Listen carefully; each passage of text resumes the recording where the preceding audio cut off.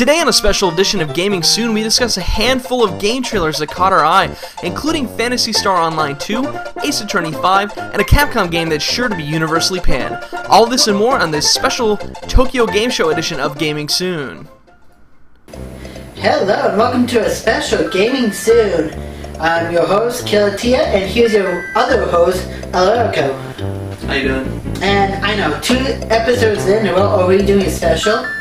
Well, that's because we want to talk about some of the games at the Tokyo Game Show. Tokyo Game Show. Yes, and we'll be honest, real life really prevents us from keeping a close eye on the events, but we found a couple of good games that we want to talk about here.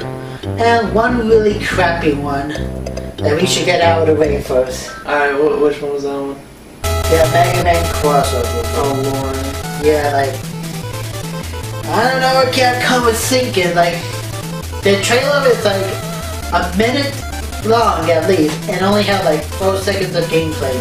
Yeah, you know that they don't have a whole lot of confidence in the game when they don't want to show anything about it. I've said this so many times in this program before, and I guarantee you I'm going to say it so many other times.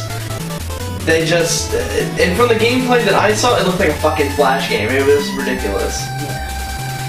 Yeah, well, from eyewitness accounts did say that the game was mostly inoffensive, but at the same time, it's Mega Man's 25th anniversary. He deserves better than what Capcom is dishing out for him, especially on his birthday, right? I agree completely. Poor guy. Yeah, like, I mean, I know they already did like a collection of Mega Man games back for his 15th anniversary, but I think he could get away with it again, as well as throw in a couple of extra Mega Man games as well, you know? Yeah, I mean, you can't really go wrong with releasing a collection of the games, plus that's really good ground for you to make an excuse to charge a couple extra bucks and put like 9 and 10 in there too.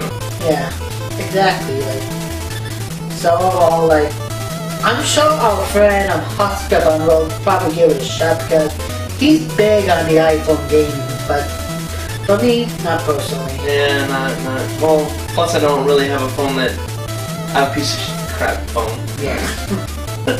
It's not gonna run that thing. Doesn't even power Windows 7. That's how crappy his phone is. Yeah, that's pretty crappy. Yeah, anyways, enough insulting your phone. Let's go on with our next game that we thought of from Tokyo Game Show. Okay. What do you want to do next then? You want to talk about, let's see, aAttorny 5 or Soul Sacrifice? Let's talk about aAttorny 5. Let's follow up something crap and something good, at least. Yeah, it's okay. Yeah, we don't know if Soul Sacrifice is going to be good or not, so we'll save that for later. Okay. As far as aAttorny 5 is concerned, I am glad they are bringing back the original Phoenix Wright back into the spotlight here. I agree completely, because they tried to bring in somebody else for a while there, but apparently that didn't work out because we haven't seen, I think his name was Apollo? Yeah, Apollo. Yeah, I don't think we've seen Apollo Justice in like ages. But we did get like a spin-off of Miles Edwards' investigation, but like, well, we're actually going to be getting like the real deal here. I was going to say, aren't they thinking about localizing the second aAttorny investigation? Capcom shut that down. Oh, really? So, yeah. That's a shame. I know. I like the first one. Yeah, the first one was good, but for aAttorny 5, I like what I saw. At first, I was kind of disappointed that they went for the 3D look instead of the classic sprites. I think it looks good, personally. Yeah, but seeing it in motion and such, I do enjoy it. I think it looks really good in motion. I think it breathes more life into the game by putting it into motion. And really, compared to the other games, they're not putting it into motion too much more than normal. It just it looks more fluid, personally. Yeah. And he's also getting like a new sidekick too. Like, I don't remember her name, but it seems like she's all in Japanese. Yeah, but it seems like that she's gonna add in a whole new gameplay element as well. Yeah, from what I've heard, it's supposed to be you should be able to read the emotions of the people you're interrogating on the stand to give you a better clue of whether they're lying or not. So hopefully that doesn't make the game too easy, but... Yeah, but still, I'm glad that they're bringing back Phoenix Wright games to its roots and such. I mean, because I know they're also doing like a crossover with Professor Layton, but like, I haven't really played enough of Professor Layton to... Isn't that going on? Last I checked, that's I know of, they were looking for English voice actors, but that's about it. Oh, okay. So I'd totally get the Professor Layton Phoenix Wright one because, like, I like the Professor Layton games and I like the Phoenix Wright games, and I think that having the crossover come over here would be really awesome. Yes, indeed. Like, let's see, what else do we want to talk about besides Soul Sacrifice? Because I think there was Let's just get Soul Sacrifice out of the way, dude. Yeah, Soul Sacrifice out of the way. Let's get that out of the way for a second here. What I saw, it's probably going to be PS Vita exclusive. Look like going to be an action RPG that's going to take advantage of the hardware. Your thoughts on it? Looks very Ninja Gaiden, everyone. You kind of have that feeling. It's also, what I see in the trailer, also going to have the adult atmosphere to it too. Right, and it also seems to borrow a lot from alignment-based games because there seem to be ways that you could, I guess, sacrifice the souls based on, you know, good or evil, or that's just how I could tell. I mean, that's what I could tell from the trailer. Anyway. Yeah, that's the trailer we found. It's like, it's more of a 7-minute tutorial on how to play it, but right. You should be able to get a good idea of what the gameplay is going to be like and such. And there was a cat.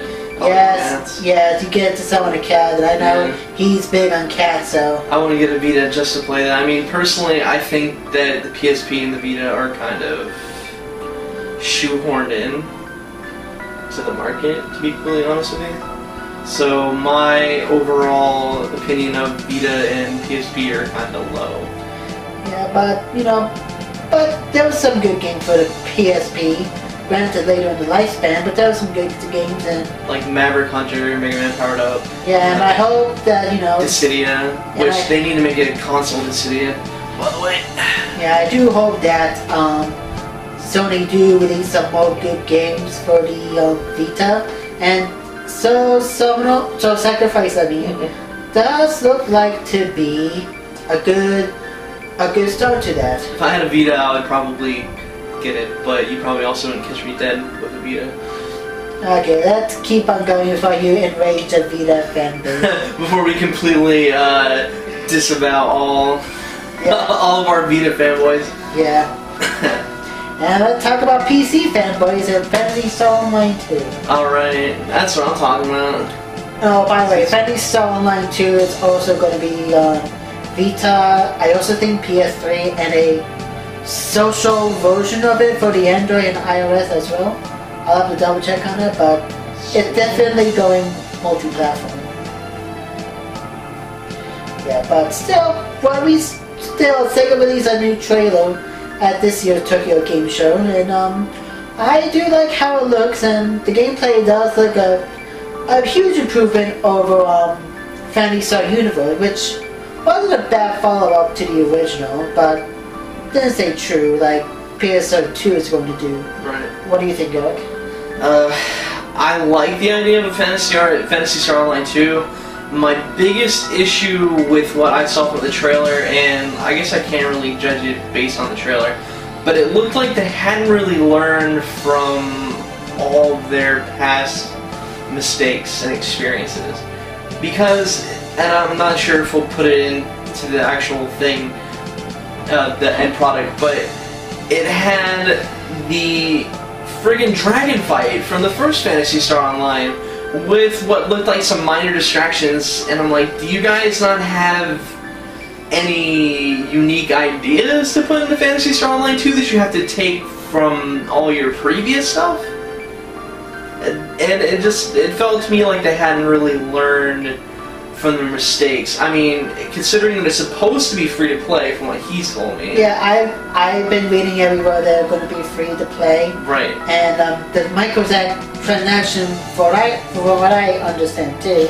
Sorry if I'm stuttering, but what I understand, they're going to be purely cosmetic and maybe some mild XP boosts. Right. But nothing that that'll be like pay to win?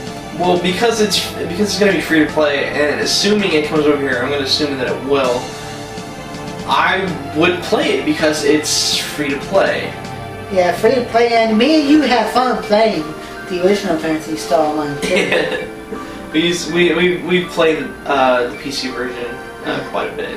Yeah, so anyways, we're definitely looking forward to Phantasy Star Online. Definitely, yep.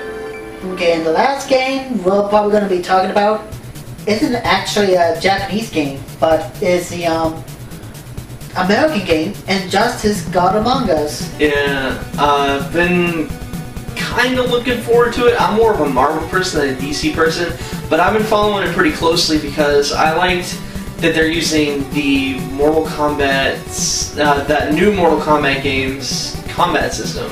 Yes. But apparently they agreed with me when I said that they needed to just tweak it a little bit to make it work better. And from what I can see from all the gameplay stuff that I've seen, it looks like a really good game. Yes, and they did a good job with the character design too. Like, I like how they did Batman, they gave Flash a little bit more armor than does spandex, and Right. Solomon Grundy does like look more intimidating than he does in the DC animated universe. Let's see, is there something else we're missing here? I actually thought Solomon Grundy was was kind of out of left field, because I figured they would go for all the mainstay characters.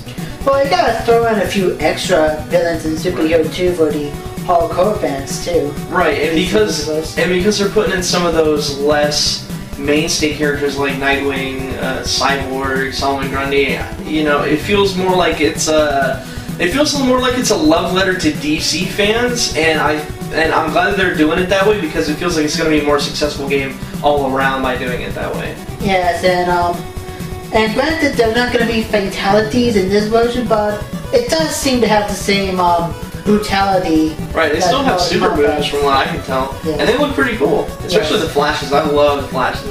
That's a really good one. Yes, and like watching these trailers for Injustice, I'm like, I might have to go buy Mortal Kombat for the DC Universe again, because I don't know about you, but I'm like one of the few people who didn't crap on the game for the lack of fatalities. I actually did enjoy it for what it was. Well, it was, I think, part of the whole disappointment in Mortal Kombat vs. DC Universe was that we were promised something more hardcore, and what we got was a watered-down version of that. Okay. That was a lot of why it got shit on. Okay, I can see that. Well, anyway, that's Injustice: Gods Among Us, and I think that's the 5 games we really want to talk about at the Tokyo Game Show today. Yep. Couldn't really think of anything else I wanted to talk about besides those.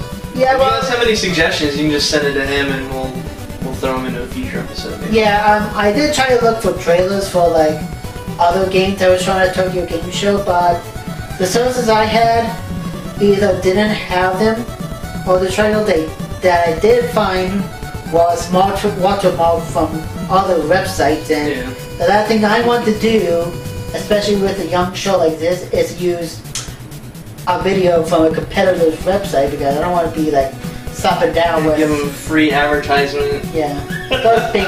Oh, not again, like legal trouble, because that too. They got it first and they market it as their own. Like, right. And let's give it some time. We'll find some.